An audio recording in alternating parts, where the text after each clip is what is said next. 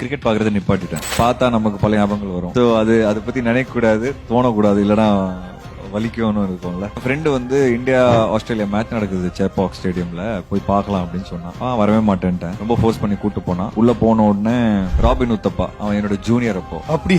ஆமா, அவன் 6 அடிக்கிறான். பார்த்த உடனே நான் ஆட வேண்டிய இடம், நான் என்னடா இங்க ஸ்டாண்ட்ல உட்காந்துட்டு இருக்கேன் அப்படின்னு சொல்லி அப்படியே நடந்து போய் உட்கார்ந்தேன். சோகமா மேட்ச் பார்த்துட்டு இருக்கேன். பின்னாடி பார்த்தா ஒரே சத்தம். திரும்பி பார்த்தா ரஜினி சார் ஃபேமிலியோட வந்திருக்காரு. முன்னாடி கிரிக்கெட் ஃபெயிலியர் 10 வருஷம், பின்னாடி சினிமா நான் ஃபெயிலியர் 6 வருஷம், நடுவுல ஒரு ஃபெயிலியரா உட்கார்ந்தேன். வீட்டுக்கு போய் ஃபேன் அழ ஆரம்பிச்சிட்டாங்க அப்பா கிட்ட. 2 நிமிஷத்துக்கு மேல எல்லாம் கிரவுண்ட்ல இருக்க முடியல. பெரிய ஃபெயிலியர். கிரிக்கெட்டரா லால் சலாம் படத்துல நடிக்கிறேன். அப்போ நீங்க ஜேர்னியை யோசிச்சு பாருங்க. Oh my God. யாருக்குமே தெரியாத வெளியே நான் ஃபர்ஸ்ட் பண்ண வேண்டிய படம் வந்து நான் விஜய் ஆண்டனி சார் பண்ணார் தெரியுமா, ஃபர்ஸ்ட் படம் அவரோட ஃபர்ஸ்ட். அதுதான் நான் ஃபர்ஸ்ட் பண்ண வேண்டிய படம். அது எனக்கு ரொம்ப பிடிச்சது.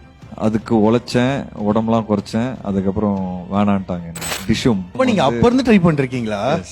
சோ அதுக்கும் பேசினேன், பாசிட்டிவா சொன்னாங்க. அப்புறம் வேணான்ட்டாங்க. இந்த மாதிரி நிறைய படங்கள் இருக்கு. அப்புறம் போய் ஆடிஷன் கொடுத்தேன் சென்னை 28, அதுக்கு ஆடிஷன் கொடுத்தேன். இதெல்லாம் நான் இங்க இதுக்கு முன்னாடி எங்கேயுமே சொன்னது கிடையாது. 6 வருஷம் ட்ரை பண்ணேன் சினிமா. ஆக்சுவலா கிரிக்கெட் விட்டதுக்கு அப்புறம் அந்த 6 வருஷம் வந்து பயங்கர டிமோட்டிவேட்டிங்கான ஒரு 6 வருஷமா இருந்தது. உன்னால இதெல்லாம் பண்ண முடியாது, நீ ஹீரோ கிடையாது. நான் போய் வாய்ப்பெல்லாம் தேடும் போது மூஞ்சி சரியில்லை, இப்படியே சொல்லிருக்காங்க. இப்படியே சரியில்லை, ஆமா ஹீரோ ஃபேஸ் இல்ல, ஏதாவது இன்வெஸ்ட் பண்றீங்களா, நான் வந்து படம் எடுக்கிறேன், காசு கொடுத்தீங்களா எடுத்துடலாம், இதெல்லாம் நான் ஃபேஸ் பண்ணிருக்கேன். வேணாப்பா சினிமான்னு போய் ஜாப் ஜாயின் பண்ணிட்டேன். இன்னும் ஒரு பக்கம் எனக்கு என்னன்னா, இதான் உண்மை, எனக்கு ஆக்டிங் தெரியாது, நான் எங்கேயுமே கத்துக்கல. அந்த பயமும் இருந்தது. சில கதைகள் வந்து எனக்கு பிடிச்சது.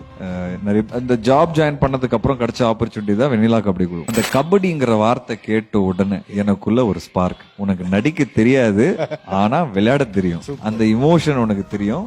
டைரக்டரை மீட் பண்ண உடனே நீ என் கேரக்டரே கிடையாதுன்ட்டாரு, நீ மாரி முத்துவே கிடையாதுன்ட்டாரு.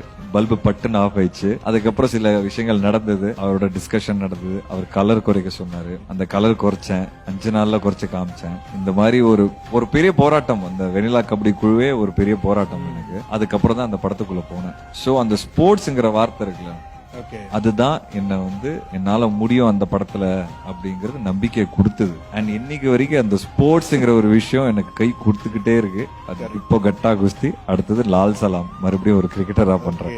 நான் ஆக்சுவலா ஜெர்சி படம் ரீமேக் பண்ண வேண்டியது இருந்தது.